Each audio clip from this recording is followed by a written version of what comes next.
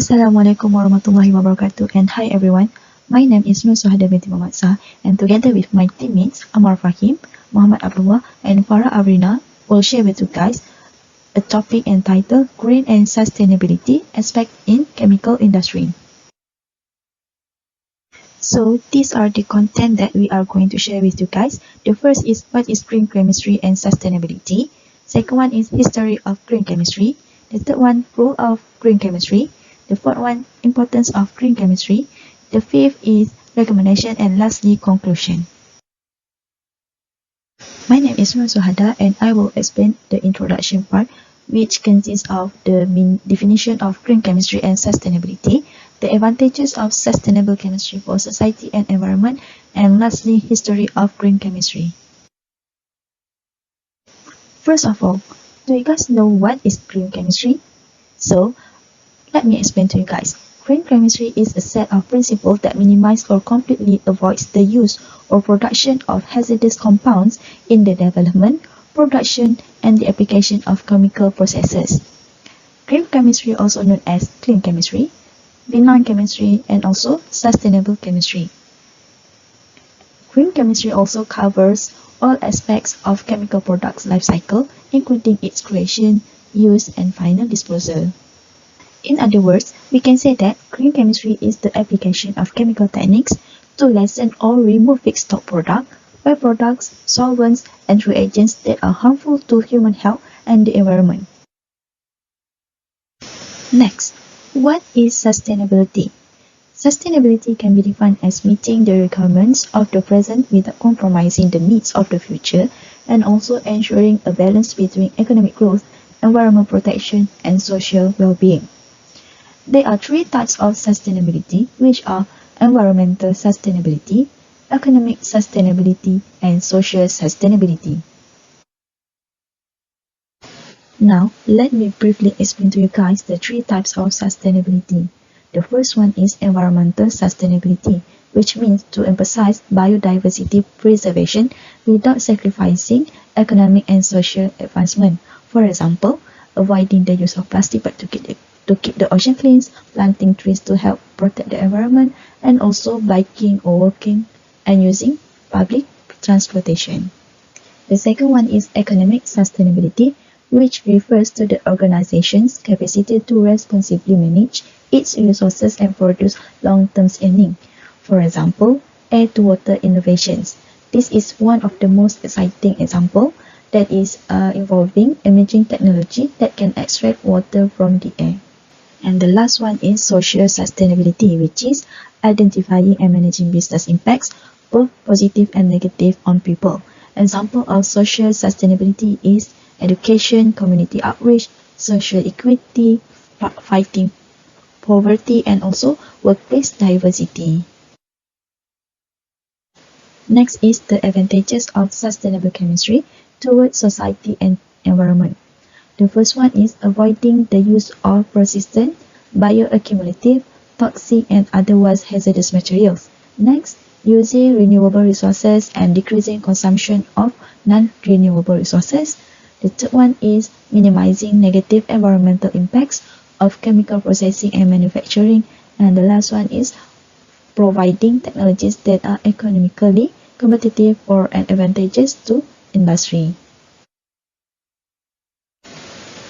Now, I will explain about the history of green chemistry. It started in 1962, where Rachel Louise Carson, an American marine biologist, wrote a scientific book called Silent Spring. This book outlined the devastation that certain chemicals had on local ecosystem and inspired modern environment.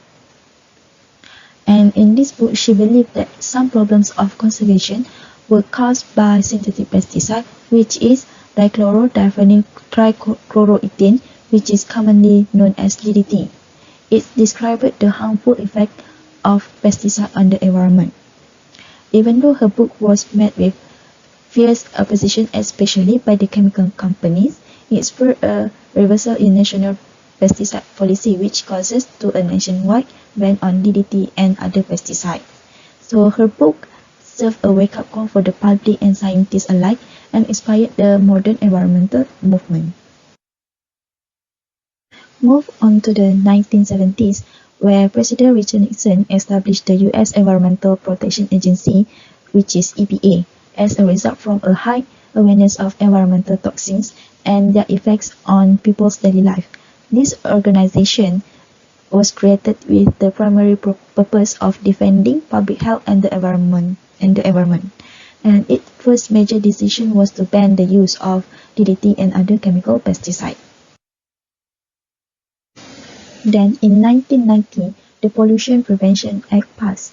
This act signaled a shift in regulatory strategy from pollution control to pollution prevention as the most practical solution to major environmental problems.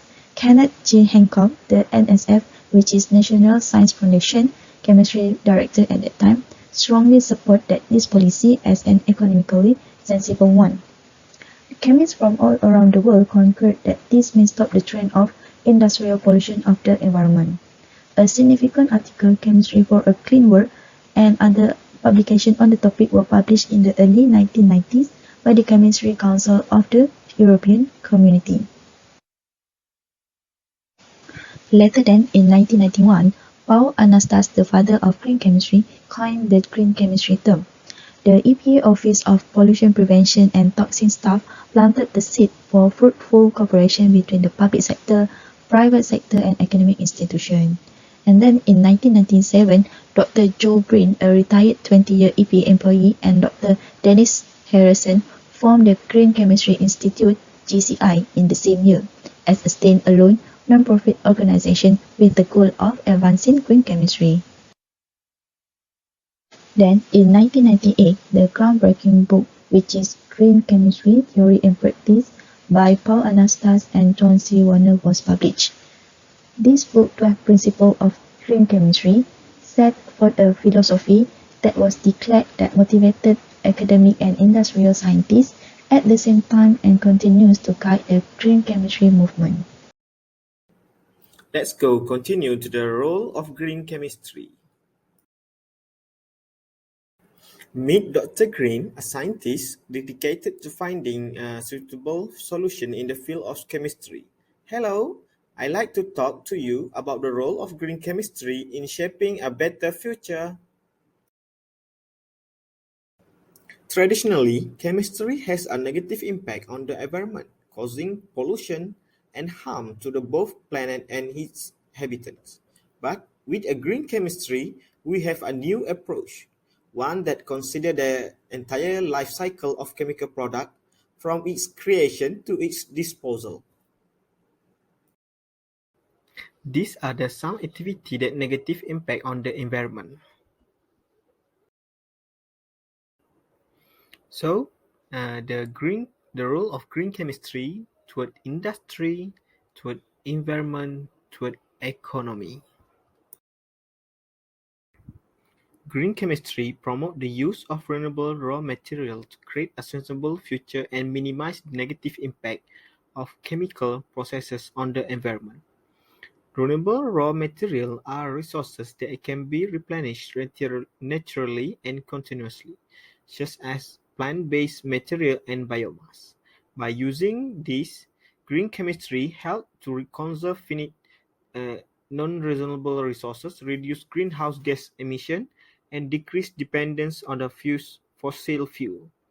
This approach not only benefits the environment but also supports the development of more sustainable and resilient economy. Green chemistry is an important part of environmental protection. It focuses on reducing environmental impact from chemical production and promoting sustainable alternatives.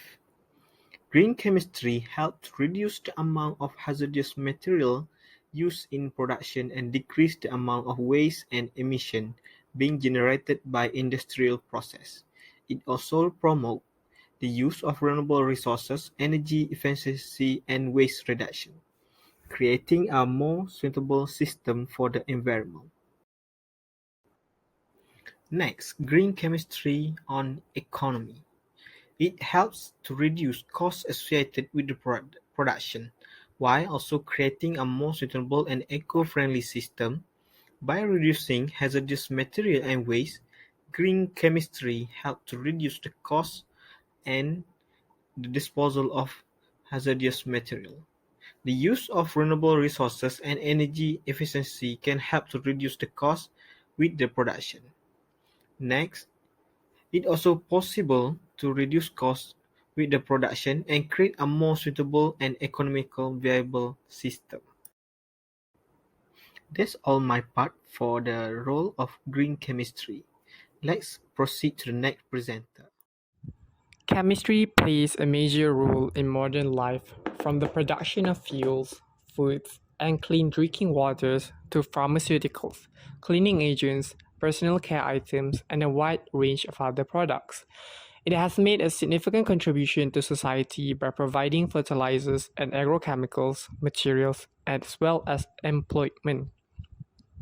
Throughout the years, chemical industry has been thriving, and along with this come the downward spirals of bringing unintended negative impact to society as well as towards nature.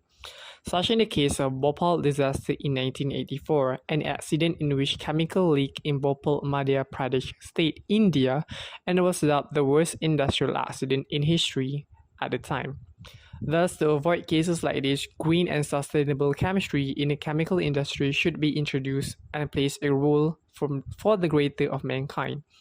The 12 principles of green chemistry were championed by Anastas, Warner, and Zimmerman 25 years ago and aimed to minimize the effects of chemicals on human health and virtually eradicate environmental damage by looking for alternative, ecologically friendly reaction medium while also working to speed up reactions and cool them down, highlighting the importance of green and sustainable chemistry in the chemical industry.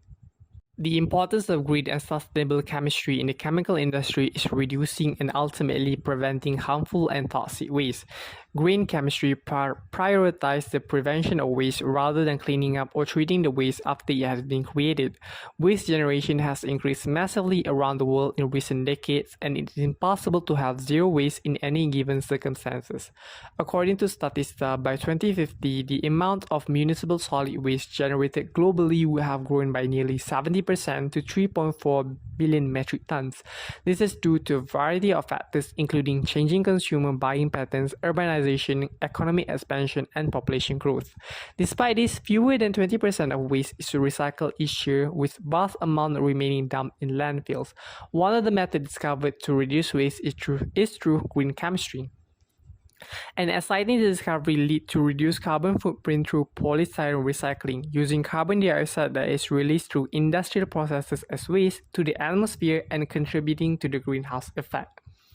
The significance of green and sustainable chemistry in the chemical industry lies in the development of safer and more sustainable chemicals. The Solberg Company, a leader in developing firefighting foam concentrates and hardware solution, has won the 2014 EPA Presidential Green Chemistry Challenge Award for creating and marketing Re-Healing Foam, a cutting-edge, eco-friendly firefighting foam that successfully extinguishes Class B fuels without posing any environmental risk related to persistence, bioaccumulation, or toxic breakdown. The ingredients in this revolutionary firefighting foam included non-fluorinated surfactants, sugar, and other additives, and it achieved the goal of creating safer chemicals by being just as effective at putting out fires while swiftly decomposing into harmless byproducts. The importance of green and sustainable chemistry in the chemical industry is to use already renewable feedstocks or sources such as biomass energy, geothermal energy, hydropower energy, solar energy, and wind energy instead of non-renewable energy such as natural gas, fossil fuel oil, coal, and nuclear energy.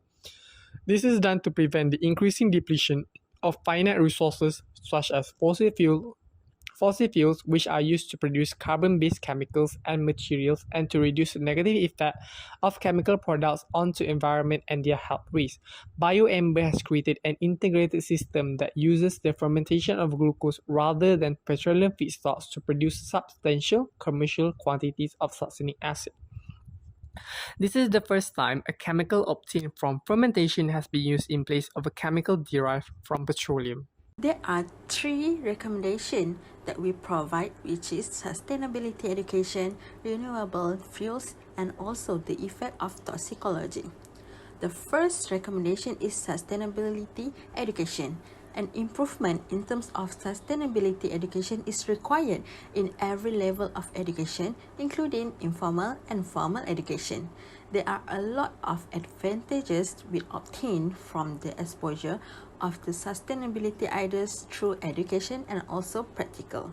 Curricula in school also plays an important role by exposing the science concept to the students, such as earth system, green chemistry, ecology, and more. Hence, sustainability concept need to be implemented into higher education regardless the course they took, because of sustainability concept and its application are important in every field. Professional association also play a vital part in this situation by promoting an incorporation of sustainability and green engineering concept. Second, the renewable fuels. Due to competition of necessity for feedstock and fuels, the challenges that encountered is to pioneer the creation of alternative fuels in the future that made from renewable sources such as solar energy, wind, and more. It is crucial since our fossil fuels are almost phased out in the next of hundreds years. The most ideal characteristic for sustainability source of energy is abundant, clean, and renewable.